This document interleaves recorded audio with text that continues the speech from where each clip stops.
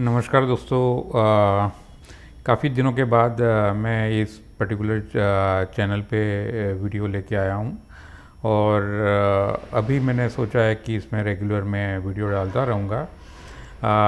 काफ़ी सारे लर्निंग के भी वीडियो आएंगे और रिव्यूज़ के भी आएंगे।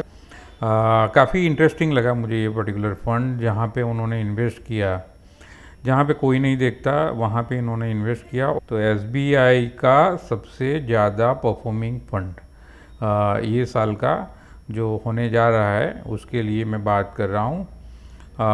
तो सीधा मैं आपको रिव्यू दिखाता हूँ कि इस फंड ने कहाँ पे इन्वेस्ट किया और कितना रिटर्न दिया।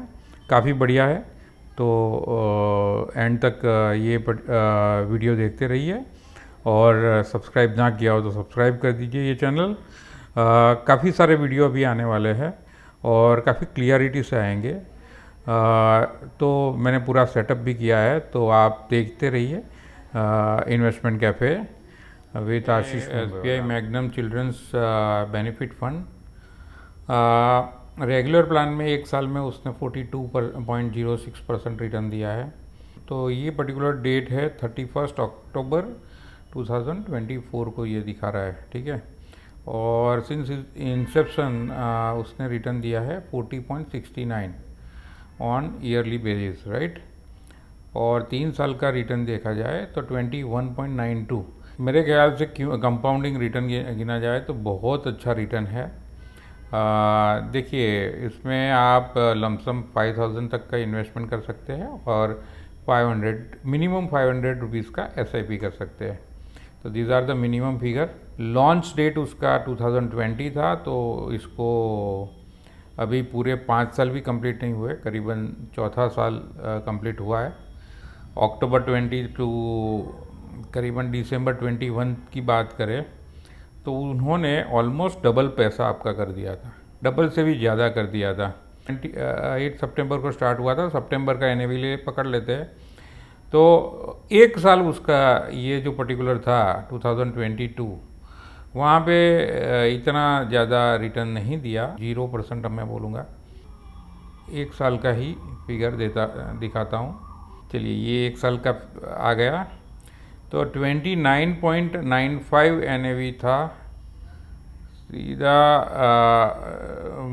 29.50 से लेके उन्होंने आज की तारीख में 39, मतलब मार्केट आपको पता है कि करीबन ये अदानी का कुछ जो भी मामला आया उससे पहले से दिवाली से मार्केट काफ़ी डाउन है ना। तो फिर भी आप देखिए 16 अक्टूबर को उसने 42.34 एनएवी दिया था।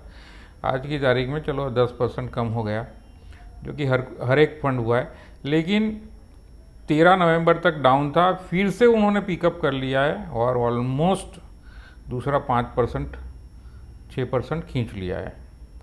मेरे ख्याल से काफ़ी एग्रेसिव फंड मैनेजर्स है, और जो बंदे एग्रेसिवली इन्वेस्टमेंट करना चाहते हैं वो यहाँ पे इन्वेस्टमेंट कर सकते हैं।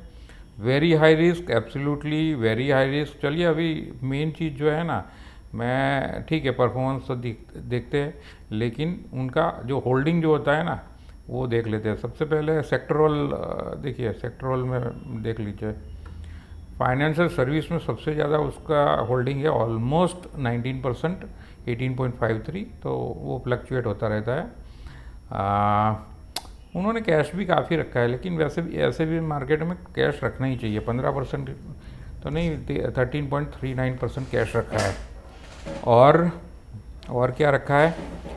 फास्ट मूविंग कंज्यूमर गुड्स, उसमें उन्होंने 9.3% इन्वेस्टमेंट किया है। कंज्यूमर सर्विसेज प्रोवाइडिंग कंपनी में 8.6% इन्वेस्टमेंट किया है, और कंज्यूमर ड्यूरेबल में 7.8%, टेक्सटाइल में 7.12%।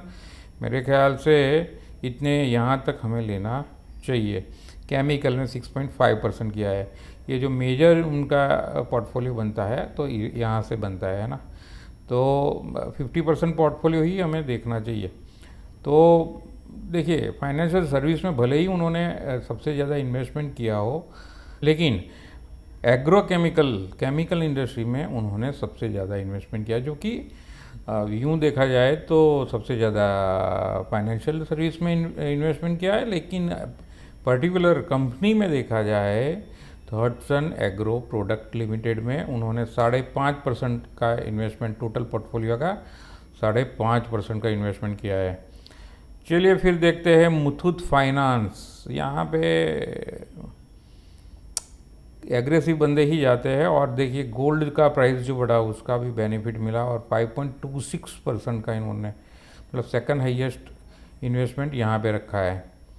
और ब्रेन बीज काफ़ी, ये इसलिए मैंने बोला कि ये जहाँ पे कोई किसी की नज़र नहीं जाती ना, वहाँ पे इन्होंने इन्वेस्टमेंट किया है। काफ़ी अच्छा रिसर्च होगा तभी जाके यहाँ पे इन्वेस्टमेंट किया होगा।